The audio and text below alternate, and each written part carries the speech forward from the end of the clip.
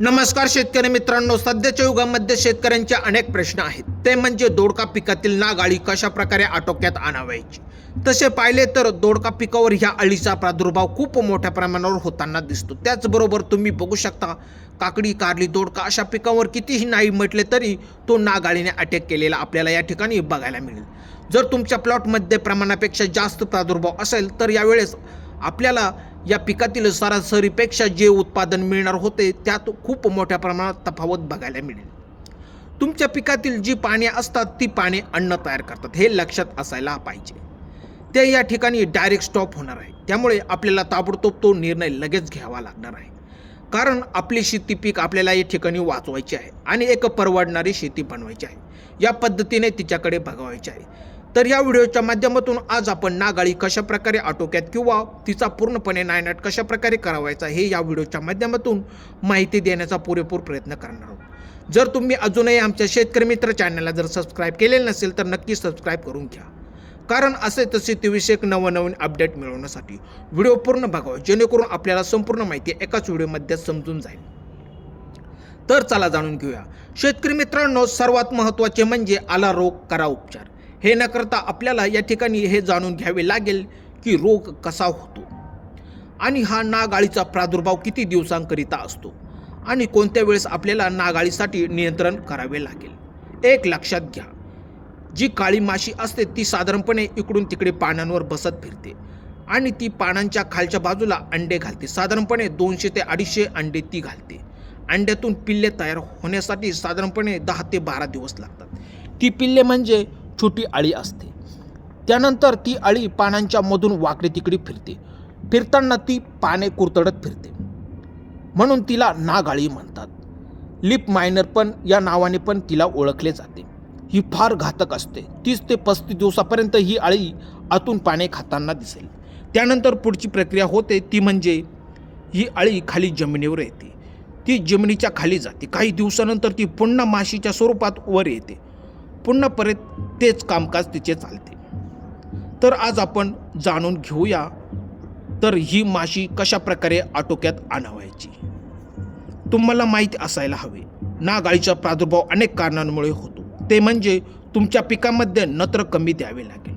कारण यामुळे पण ढगाळ वातावरण असेल आणि तुम्ही नत्राचा वापर जास्त करत असाल तर हा नाग अळीचा प्रादुर्भाव या ठिकाणी नक्कीच तुम्हाला बघायला मिळेल. त्यानंतर आपण पिकाला अनेक प्रकारे खते देतो, परंतु 1-2च खते सारखी तेच खते टाकत राहिल्याने पण या रोगाचा प्रादुर्भाव या ठिकाणी तुम्हाला बघायला मिळेल. त्यामुळे या नंतर तुम्ही खते ही आलटून पालटून म्हणजे वेगवेगळ्या प्रकारची खते देण्याची खूप गरज असते. त्यानंतर जमिनीत ओलावा नसेल म्हणजेच पाण्याचा निचरा होत नसेल तेव्हा पण हा अटॅक होऊ शकतो. त्यामुळे पाण्याचा योग्य निचरा होणारी जमीन निवडावी. त्यामध्ये तुम्ही दोडका पिकाची लागवड करावी. अशा अनेक कारणांमुळे नाग अळीचा प्रादुर्भाव बघायला मिळतो. हे सर्व झाले नाग अळीचा प्रादुर्भावाबद्दल.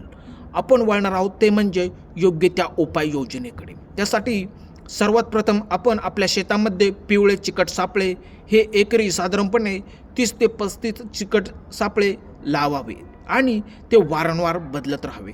कारण ते कालांतराने खराब होतात.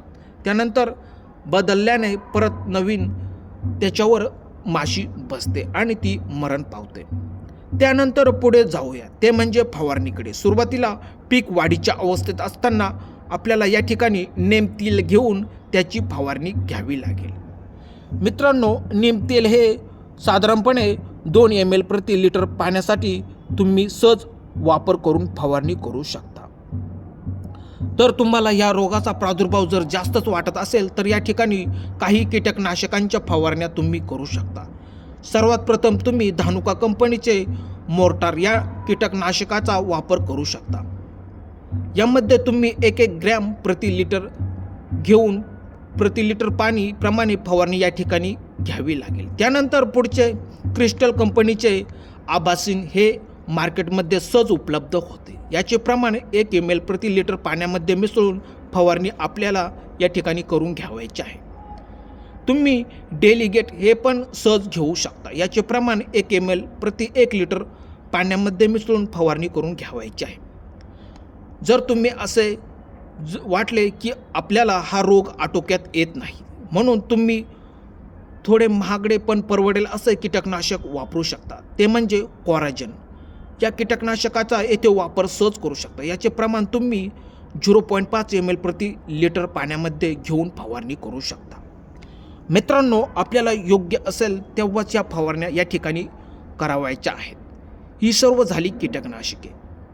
हे सर्व कीटकनाशके आपल्याला सहज मार्केटमध्ये उपलब्ध होऊ शकतात.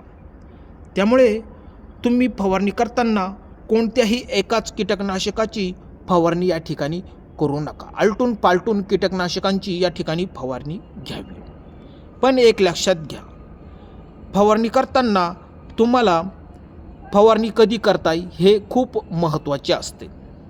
साधारणपणे सायंकाळी 4च्या पुढे फवारणी करावी आणि आपल्या जमिनीमध्ये वापसा म्हणजे थोडीशी ओलसरपणा असणे खूप गरजेचे असते. आशा करतो की आमचा व्हिडिओ आवडला असेल आणि अशाच शेतीविषयक नवनवीन व्हिडिओ बघण्यासाठी आमच्या शेतकरी मित्र चॅनलला जर सबस्क्राईब केलेलं नसेल तर सबस्क्राईब करा.